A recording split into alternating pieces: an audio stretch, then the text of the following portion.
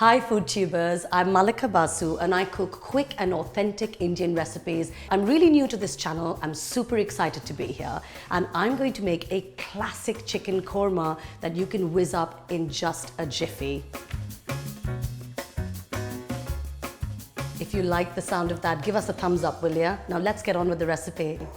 Whack the flame up to high and then add 4 tablespoons of vegetable oil. Slice finely 2 medium to large onions. Now I'm going to puree some ginger and garlic. Now the quickest way to do this is to just mince it in a little hand blender, or if you don't have a hand blender, just use like a microplane grater or something. But I've got 2 tablespoons of water in here. Look at that. And this is also why I never use a pestle and mortar, because life's too short to be smashing things up in a pestle and mortar.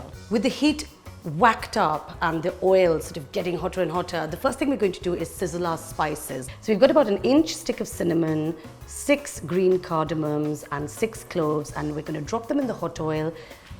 The whole spices literally just sizzle up for seconds. We're going to drop in our sliced onions. And listen to that sizzling action. What I'm also going to do, along with putting the onions in the pan, I'm going to add a little half a teaspoon of salt, because what that does is helps the onions golden caramelize quicker, and beautifully caramelized onions are absolutely at the heart of a classic and solidly good korma.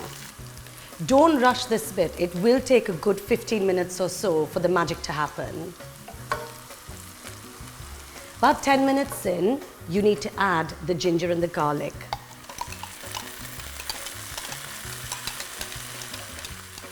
I'm going to go in with half a teaspoon of turmeric, 2 teaspoons of coriander powder, the main sort of spice powder that goes in here, and then about half a teaspoon of chili powder. Now, there is a misconception that kormas need to be really, really mild and weak. Well, actually, I quite like having a bit of kick. In a couple of minutes, when the spice powders are well integrated into the rest of the masala, we're going to go in with our chicken on the bone. The bones add a fantastic depth to the curry. If you're in a massive, massive rush, by all means use boneless cubed chicken thighs, but never, ever, ever chicken breast, because chicken breast is practically impenetrable to spices. You want to stir this for a good 5 minutes or so, making sure all the masalas get beautifully coated. We're going to take the pan off the heat and go in with our Greek yogurt. I'm going to put Greek yogurt in this because Greek yogurt is brilliant for cooking with. About 4 tablespoons of that are going in now. You want to stir it in really nicely. When that's done, stick it back on the flame. Lower the flame to about a medium and then add about 4 to 5 tablespoons of water, whatever you need. Warm water ideally, so it doesn't slow down the cooking. Then give it another good stir. I'm going to stick the lid on now and keep cooking this in its own juices and that yogurt and that delicious curry base for about 20 minutes. Now, this is not a very good time to turn the telly on. You'll have to keep an eye on it. So slip off for a bit if you have to, but come back and keep taking the lid off and giving it a good stir.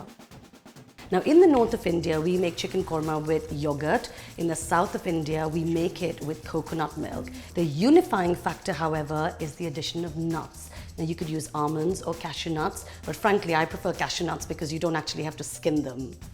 So the chicken korma has been cooking for about 20 minutes now, and we're going to add some cashew cream. Now, it's really not as complicated as it sounds. I've just whizzed up in a little hand blender about 20 cashew nuts with 2 spoons of yogurt and a bit of warm water, and it turns into this really, really beautiful, creamy cashew paste. Spoon that into the chicken curry and then stir it all together. You want it to be beautifully, evenly mixed up with the chicken pieces.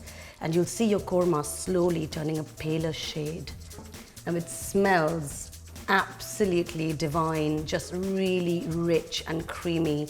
And all those spices are slowly begin to come through the paste and the masala at the bottom.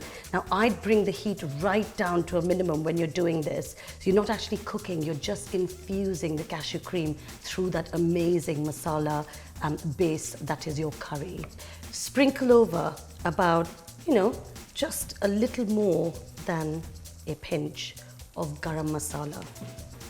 And finally, and this really is finally, I promise you, just add about half a teaspoon of salt to finish off your dish, and there you have it. Now we're ready to serve. So there you have it, a creamy, rich, delicious chicken korma. Now, people think that chicken korma is best served with rice, but actually, it doesn't have a whole lot of sauce. So I love scooping it up with ready pieces of roti bought from the nearest shop. Enjoy. That chicken's just falling off the bone, and you can really taste the cashew cream coming through. So if you liked watching me, please leave a like. And don't forget to subscribe if you haven't already. Remember, it's free. Bye.